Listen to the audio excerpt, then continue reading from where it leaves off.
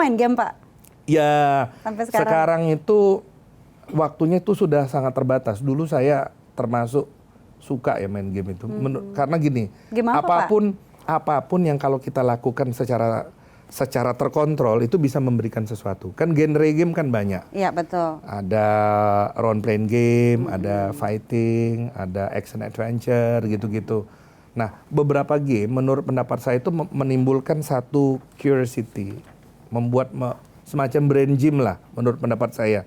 Contohnya kayak action adventure. Action adventure itu kita tuh dipaksa mikir. Nah, ini adalah satu situasi. Oh, suka game-game yang mikir-mikir gitu ya? Ya, ini ada satu situasi nih. Kita harus nyebrang jembatan. Iya. Nah, gimana nih? Ntar akibatnya Tempatnya, gimana gitu? apa yang kita butuhkan? Ternyata nggak bisa. Loncat nggak bisa. Ini nggak bisa. Apa yang dilakukan? Ini kan sebenarnya sebuah upaya kita mendidik kita dalam sebuah situasi harus buat keputusan. Iya.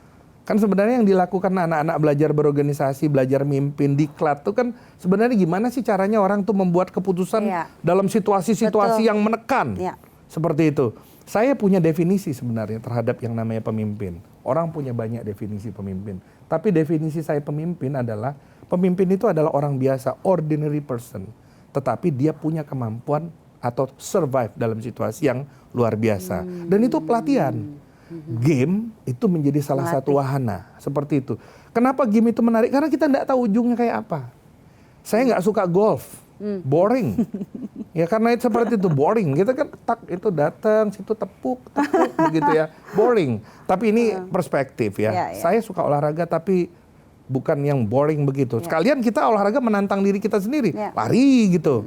Atau nge-gym gitu kan, menantang diri kita menantang diri kita sendiri itu salah satu diantaranya gitu, menantang diri kita, tapi waktunya sudah nggak ada kali untuk begitu lari begitu seperti itu. Nah, salah satu yang membuat saya tuh suka main game itu adalah suasana yang seperti itu. Ini gimana nih caranya? Ini kok nggak kalah? Apa yang perlu dilakukan? Apa kekurangannya? Dan dalam kehidupan berorganisasi kan sama. Kok kita bisa kalah? Apa kurang kita? Di mana kurang kita? Di mana power kita? Apa yang harus kita lakukan untuk mengevaluasi? Nah, ini bagian penting bagi kita untuk mendidik kita juga secara integral itu bisa melakukan evaluasi. Ini personal, tapi kan sebenarnya pada skala tentu bisa kita lakukan dalam konteks yang lebih besar organisasi. Apa yang kita kurang? Apa yang perlu kita persiapkan? Nah, perencanaan dalam hal ini. Ini bagian penting juga. Saya berprinsip dalam hidup ini kan plan your work, work your plan. Rencanakan. Saya itu perencana. Rencanakan semua aktivitas kita dan kerjakan yang sudah kita rencanakan. Karena apa? Karena kalau kita gagal perencanaan, kita itu sama dengan merencanakan kegagalan. Itu bagian pentingnya. Jadi nggak selamanya kalau anak main game itu semua buruk gitu ya Pak, ada yang bisa diambil. Tapi dikendalikan, karena sekarang begini, ada perbedaan. Game di zaman saya anak tahun 80-an ya, 80-90. Baik game maupun musik, saya bilang 80-90 itu masa keemasannya. Sekarang orang game itu gaming mobile. Dan itu sulit membuat orang itu terkontrol. Dimanapun dia pegang barang itu. Sehingga dia tidak bersosialisasi, tidak lihat orang di luar. Kalau dulu itu bisa jadi stimulan kita. Jadi kalau kita sudah capek, belajar segala macam, kita tuh kan, wah ini saya ada karena begini, orang dididik itu dengan dua hal. Pertama, pelajarannya. Sesuatu yang jadi kewajiban kita. Kedua, bermain. Itu harus seimbang. Kalau nggak seimbang, itu membuat gangguan sama stabilitas mentalnya. Supaya orang tuh mentalnya bagus, kuat, dia harus ada keseimbangan antara belajar atau bekerja dengan bermain. Nah, sekarang tuh susah karena kemana-mana dia kan nempel di tangan tuh, duduk main game, duduk main game. Adiktif. Jadi nggak terkontrol. Ini bagian penting juga. Harus dipikirkan gimana caranya ini bisa dikontrol. Boleh main tapi dikontrol karena sekarang jadi lebih mudah. Ini jadi lebih mudah. Di mana? Jadi nggak bisa dikontrol. Ini kan susah. Ini berbeda. Kalau dulu di rumah, jadi dilihat. Kamu udah ini belum? Kamu udah ini belum? Orang tua bisa kontrol. Kita juga bisa kontrol diri kita. Saya cuma bisa sekian jam nih main. Walaupun saya ngomong begini, saya tuh pernah main tuh dari Isya sampai ke subuh pernah. Nggak mandi dong? Nggak ada. Terus nggak mandi, nggak makan, nggak segala macam. Tolong dibedor sama ibu saya. Tolong buka, udah sholat nih. Cepet ngapain di dalam? Sengaja nggak diajak makan malam, nggak diajak segala. Tapi kelihatannya subuh. Tapi asik sih nanggung kan? Tapi begitu subuh kelihatan kesel kali dia udah ditendang-tendang. Aduh. Iya. Kalau ingat-ingat yang dulu-dulu lucu ya Pak ya? Ya. Pak, satu lagi Pak, ini deh closing statement untuk generasi milenial zaman now. Nah, apalagi sekarang kan ada bonus demografi lah, ada revolusi industri 4.0 lah. Apa yang mesti mereka lakukan dengan tantangan sedemikian rupa? Ya, saya melihat bukan hanya persoalan generasi milenial ya. Kita bicara negara lah ya. Negara kita kan baru belajar berdemokrasi. Kita itu belajar berdemokrasi dalam situasi Industrial Revolution 4.0, ya kan. Dua-duanya itu ada tantangan. Oleh karena itu kita pengen mengatasi keduanya. Bagian yang pertama itu memudahkan orang tuh dalam hal IT. Orang dengan mudah mengakses informasi, ya kan.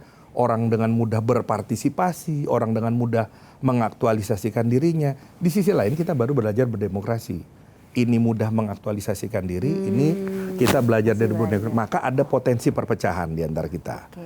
Kan kalau dulu kan nggak ketemu langsung. Kalau sekarang kita langsung ketemu melalui virtual world. Nah, ini resikonya ada.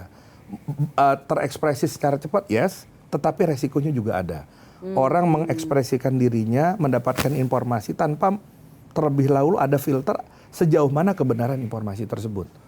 Nah, bayangkan di Badan Pemeriksa Keuangan kita melakukan pengujian, itu kan pengujian informasi sebenarnya. Pakai audit orang melakukan pengujian informasi.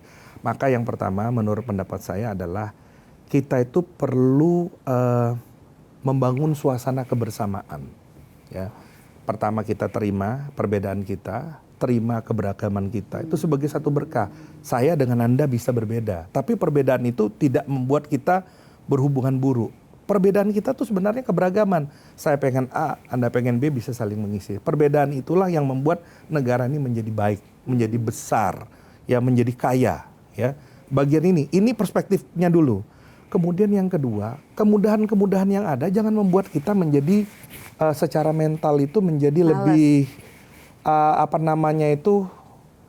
kualitas mental anak-anak milenial ini berbeda dengan zaman kami. Karena kami perlu berjuang. Saya nggak tahu kalau Dian ya. Tapi utamanya itu di zaman kami kan, saya kan 80-90-an generasi kami itu.